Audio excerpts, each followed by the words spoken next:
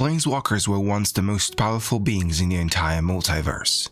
They enjoyed immortality and boundless magical powers that made them akin to living gods, feared and revered with the deepest respect and dread. Now, however, something has changed the very nature of their power. Their spark, the essence of their energy, is no longer the same. Something or someone has reshuffled the cards and the tables have turned. No Planeswalker can escape from it. Today, we talk about one of the most important events in the history of Magic the Gathering's multiverse that has reshaped the lore of this world and the nature of any character within it. Today, we talk about the Great Mending of Dominaria.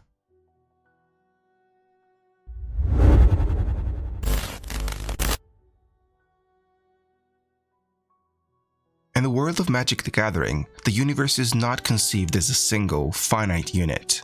Rather, multiple worlds coexist and sometimes even intersect with each other within a much wider system of planes of existence.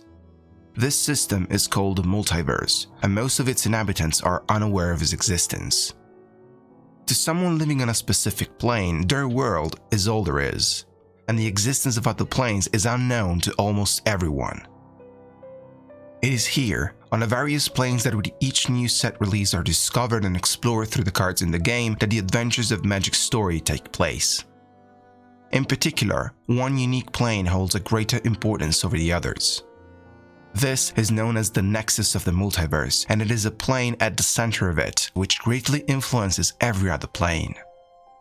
The world of Dominaria is known to have been the Nexus, but due to the ever-changing nature of the multiverse, one day it was inevitably replaced by another, still unknown plane.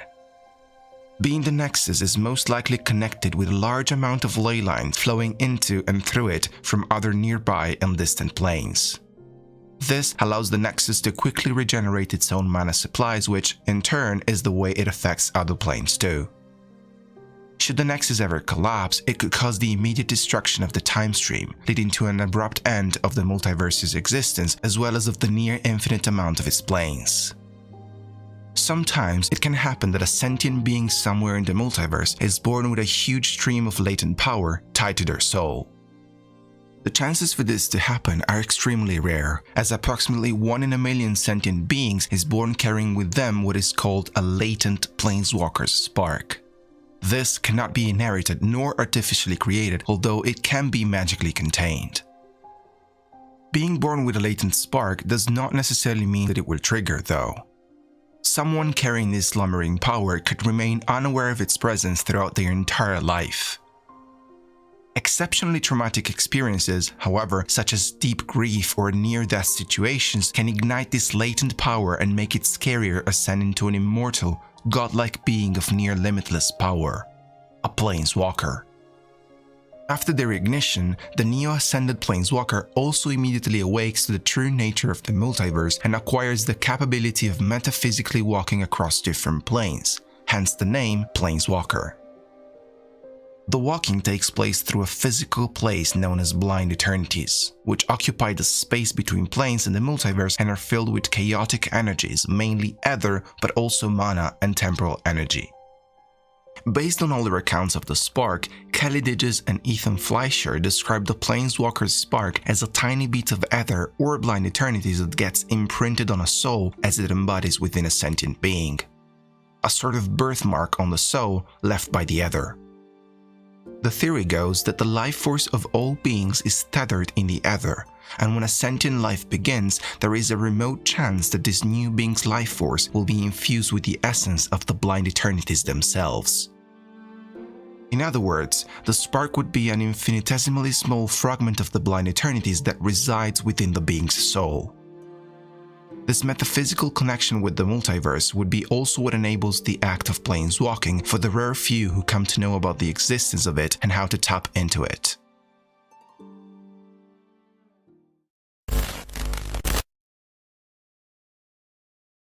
The first planeswalkers benefited from a near godlike status. They were practically immortal, invulnerable, had vast magical powers, and could even shapeshift. Planeswalkers were living recipients of ancestral knowledge and pure power, and they rarely died, except at the hands of others of their own kind. At some point, however, this was bound to change drastically and irreversibly. Over time, the imbalance between the primal forces of the multiverse and the unspeakable power of the godlike Planeswalkers and their spells opened up time rifts on the plane of Dominaria. These rifts were planar fractures in the fabric of the plane itself, and as such, they threatened to destroy it.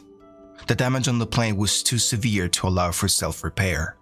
However, because the plane of Dominaria was the nexus at the time, its implosion could mean the end of the entire multiverse and all the planes therein. Something that not even the most wicked and ruthless of characters would want. In all, 8 major time rifts, ever growing, threatened to destroy the entire plane of Dominaria and potentially other planes as well.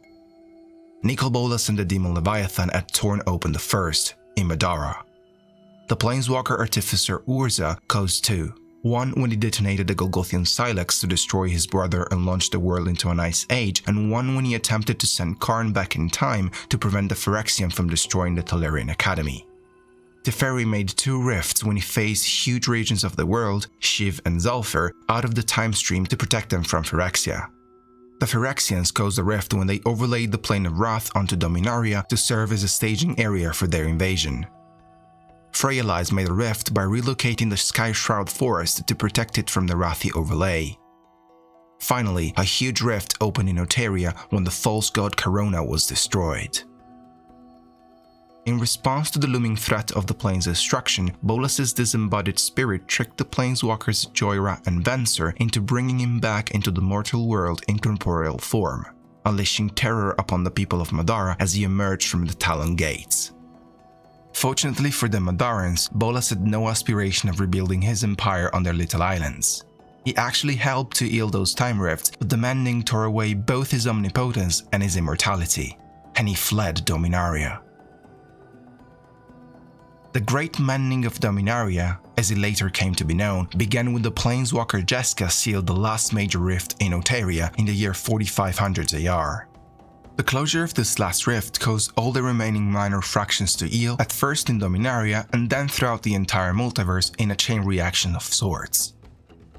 The process allowed the magical energy of the world known as mana to flow freely through Dominaria's ley lines networks once more, returning life and hope to the dying world.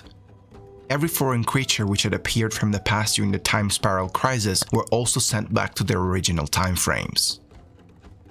When the last time rift was closed, Dominaria's mana flowed back into the land instantaneously, and every corner of the world healed and rejuvenated quickly after having been infused with that power.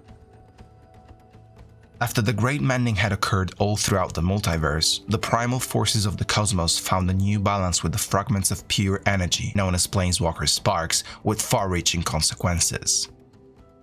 Each living and yet-to-be-born Planeswalker immediately lost their immortality, shape-shifting abilities and godlike powers, as well as much of their enormous magical knowledge. Amongst the pre-mending Planeswalkers, we can find the demon Gaedron Dehada, the silver golem Karn, the eldest of dragons Nicol Bolas alongside his twin brother Ugin, the pyromancer Jaya Ballard, the human mage Teferi, the necromancer Liliana Vess, and many other.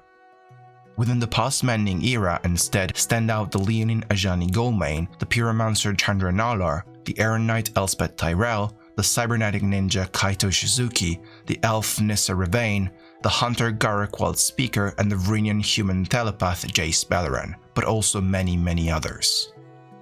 Although some planeswalkers such as the necromancer Liliana Vess reacquired some of these powers through other means, or tried to in the case of Nicol Bolas and the Conflux on the plane of Alara, from this moment onwards they were no longer provided by the ignition of the spark itself. Most notably, planeswalkers stopped being able to transport other living beings during a planeswalk. Simultaneously, all existing planar travel technology also stopped working.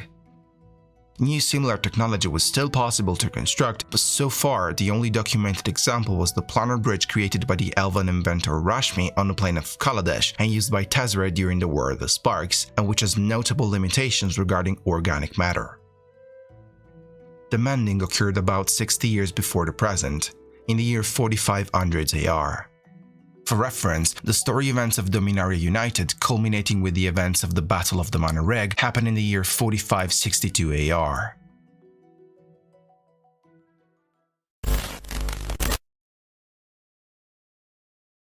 Now that you know everything there is to know about the Great Mending of Dominaria and the consequences it had on the Planeswalker's spark, what can we expect next? Over the years, many characters have been trying to reobtain the ancient power that was once granted by the spark, most notably the scheming Elder Dragon Planeswalker Nicol Bolas. His first major plan to regain the ancestral power he had lost rested on consuming the immense amount of energy generated by the Maelstrom during the rebirth of the Plane of Alara, but this was prevented at the last possible second by Ajani Goldmane's intervention. Defeated, Bolas conjured up new plans which encompassed dozens of planes across the multiverse, entangled uncounted planeswalkers and caused boundless destruction, approaching their climax with the War of the Sparks, through which Bolas was convinced that he could regain his lost power and godhood. Nothing was supposed to stand in his way but a handful of inconsequential planeswalkers whose souls and sparks would have soon fueled his return to power. But again, things went differently. Betrayal, sacrifice, and an unmatched oath of justice managed to guide the resistance against Bolas, securing the victory against the fierce dragon. But for how long can this last?